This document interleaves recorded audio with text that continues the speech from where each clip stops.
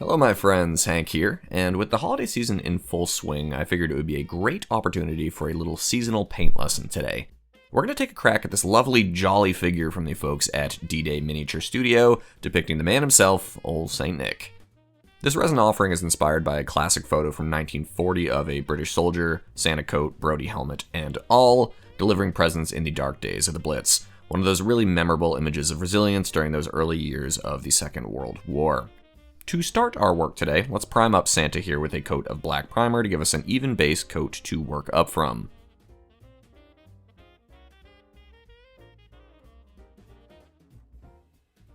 With our primer coat applied, let's load up our airbrush with some of this pure red and block in our coat.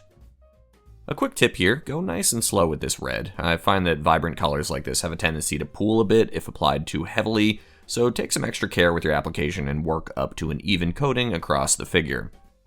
Don't worry about overspraying during this step, we're going to come back and brush paint right over any of that in just a bit.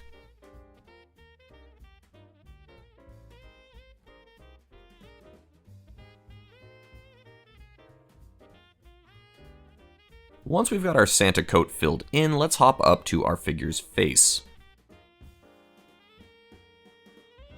We'll be sticking with my tried and true faces made easy technique today. If you'd like a full breakdown on painting 1/35th scale figure faces, I'll drop a link to my dedicated tutorial on the subject right here.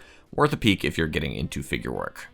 We'll begin with an application of flat flesh to block in the base tone for Santa's head and hands. Before we carry on to the rest of our skin work, let's quickly grab a bit of olive drab and pencil in the collar of our figure's shirt. It's kind of tucked away in there, so best to hit it now so we can correct any mistakes before moving on to the rest of our details. Back to our face, let's apply a thin coat of light rust wash to help accentuate the details of our sculpt and add a little life to our skin tone. Once that wash is dry, let's load up a fine tip brush with some of our original flat flesh and highlight the raised portions of our skin like the nose, the cheekbones, the fingers, and the knuckles.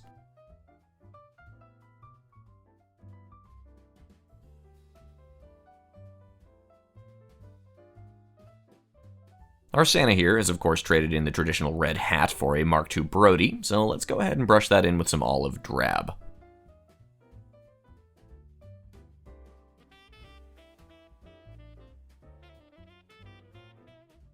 Alright, time to tackle Santa's iconic beard. We're going to use a bit of creme of ice for this. It's a bit more eggshell off-white than pure white, which works pretty well for our purpose here. Just like our red earlier, go nice and slow with this and work up to full coverage with a few thin coats. While you have your creme of ice loaded up, don't forget to draw in those bushy eyebrows as well. Moving on to Santa's bag of presents, we can block this in with the neutral tone of your choosing. I'm using a nice dark brown here.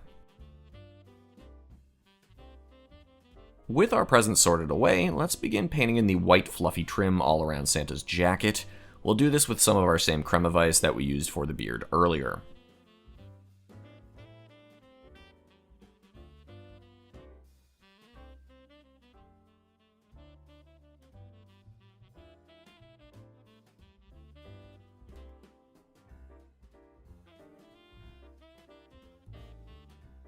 And of course, we can't forget that big black leather belt.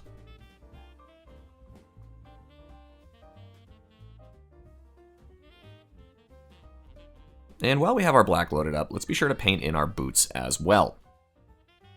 For the pants, we can also take some artistic liberties here. They're just a basic rolled trouser or jean, so you can pick whatever color you'd like for these. I'm going to go ahead with this vibrant medium blue. I think it contrasts pretty nicely with our red. Okay, with our painting work complete, it's time to move on to some weathering. Let's spray our Santa with a coat of gloss varnish to protect our work so far and prep for the next step.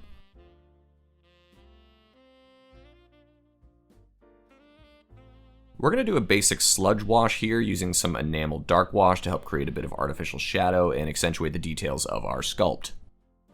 We can brush our dark wash all over the figure and then return with some enamel odorless thinner to help remove any excess from the raised portions of our figure. The goal here is to help the dark wash flow into just the recesses, the nooks and crannies of the sculpt, and remove the wash from raised areas where the most light would hit our figure.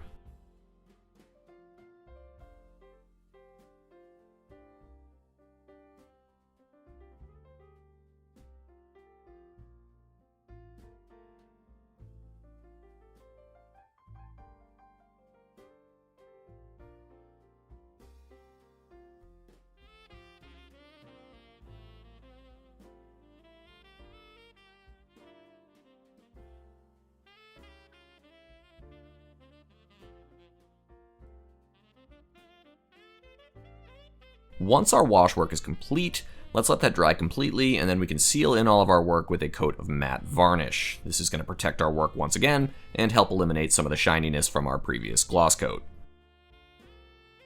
Once the varnish is cured, let's pop Santa off his painting jig and mount him on a simple base. I'm just using a quarter with a little bit of golden light molding paste to act as snow to help capture the mood of the moment.